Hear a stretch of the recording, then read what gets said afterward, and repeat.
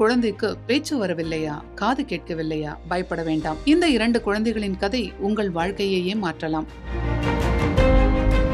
சிவகங்கை மாவட்டத்தை சேர்ந்த தர்ஷன், ராமநாதபுரம் மாவட்டம் பரமக்குடியை சேர்ந்த அபிமா இருவரும் பிறவியில் இருந்தே கடுமையான காது கேளாமை மற்றும் பேச்சு திறன் குறைபாட்டால் பாதிக்கப்பட்டிருந்தனர். இருவருக்கும் 90% அதிகமாக கேட்கும் திறன் பாதிக்கப்பட்டிருந்ததால் அவர்களால் இயல்பாக பேச முடியவில்லை. இதையடுத்து மருத்துவ பரிசோதனைகளுக்கு பிறகு அரசு மருத்துவக் கல்லூரி மருத்துவமனையில் நவீன அறுவை சிகிச்சை மேற்கொள்ளப்பட்டது. பின்னர் தொடர்ந்து பேச்சு பயிற்சி மற்றும் மறுவாழ்வு பயிற்சிகள் வழங்கப்பட்டன. இதன் பலனாக இன்று இருவரும் சரளமாக பேசுவதோடு மட்டுமல்லாமல் பாடவும் செய்கிறார்கள். குறிப்பாக அபிமா பாரதிதாசன் பாடல்களை அழகாக பாடி அனைவரையும் ஆச்சரியப்படுத்தி வருகிறார்.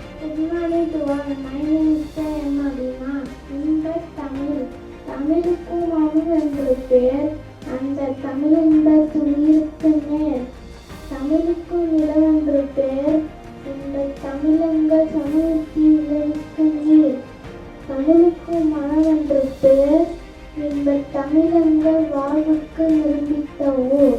தர்ஷனும் பள்ளியில் சிறப்பாக படித்து வருவதுடன் இயல்பாக பேசி வருகிறார்.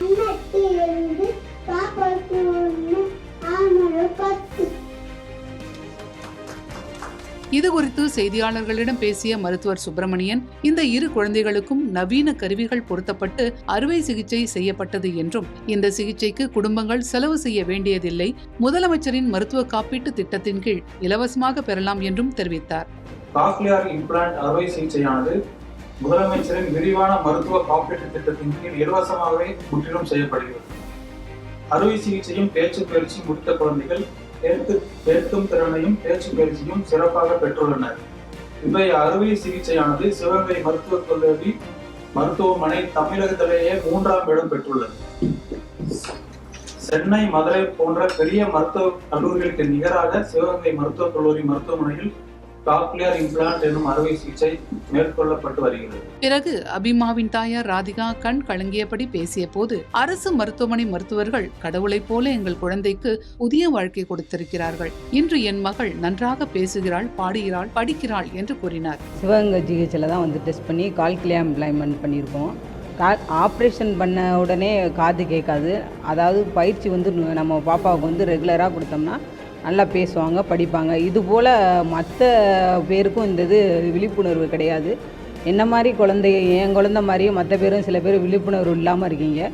குழந்தைக்கு டாக்டரை அணுகி ஆப்ரேஷன் பண்ணி இந்த மாதிரி பயிற்சி கொடுத்து உங்கள் குழந்தைகளையும் என் குழந்தை போல் நல்லா கொண்டு வரணும்னு எல்லா பெற்றோரையும் நான் வேண்டி கேட்டுக்கிறேன். மருத்துவக் கல்லூரி மருத்துவமனையில் இதுவரை 145 குழந்தைகளுக்கு வெற்றிகரமாக இதுபோன்ற சிகிச்சைகள் அளிக்கப்பட்டுள்ளதாக மருத்துவர்கள் தெரிவித்தனர். கிராமப்புறங்களில் உள்ள பெற்றோரும் இந்த வசதியை பயன்படுத்திக் கொள்ள வேண்டும் என்பதற்காக சிறப்பு மருத்துவ முகாம்கள் நடத்தப்பட்டு வருகின்றன. குழந்தை சத்தத்திற்கு திரும்பி பார்க்காதது, பெயர் சொல்லியும் பதிலளிக்காதது, 2 வயதை கடந்தும் பேசத் தொடங்காதது போன்ற அறிகுறிகள் இருந்தால் உடனடியாக மருத்துவரை அணுக வேண்டும் என்றும் அறிவுறுத்தப்பட்டுள்ளது. பொதுமக்களுக்கு எங்களுடைய சிவகங்கை அரசு மருத்துவக் கல்லூரியில் வைக்கப்படக்கூடிய வேண்டுகோள், உங்களுக்கு எந்த விதமான உடல்நலக் குறைவு இருந்தாலும் தயங்காமல் உடனடியாக நமது அரசு மருத்துவக் கல்லூரியை அணுகுங்கள்.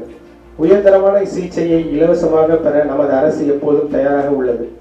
இந்த நற்செய்தியை பொதுமக்கள் மத்தியில் கொண்டு சேர்க்கும் ஊடக நண்பர்கள் அனைவருக்கும் எங்களது மனமார்ந்த நன்றிகள்.